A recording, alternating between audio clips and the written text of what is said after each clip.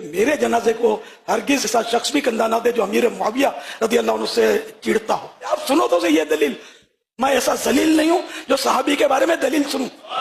کروڑوں گنا کہوں تو بھی کم ایک بات ہے، لیکن اس کا مطلب یہ نہیں کہ امیر معاویہ صحابی نہیں ہے. صحابہ کی کوئی بے ادبی کرے، بالکل نو کمپرومائز کا بورڈ میرے پاس تو لگا ہوا ہے. اور یہ میرا قول یاد رکھیے گا، میرے جنازے میں بھی ایسا کوئی شخص شریک نہ ہو کہ جس کے دل میں معاویہ یا بنی امیہ کے کسی فرد کے لیے ذرہ سی بھی ہمدردی پائی جاتی ہو.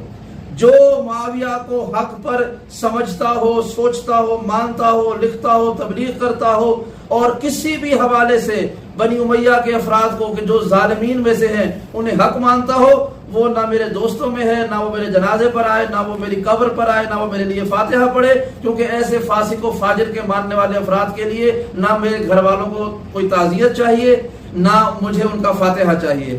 چونکہ وہ شخص جو دشمن اہل بیت ہوں وہ ہمارے دوست نہیں ہو سکتے.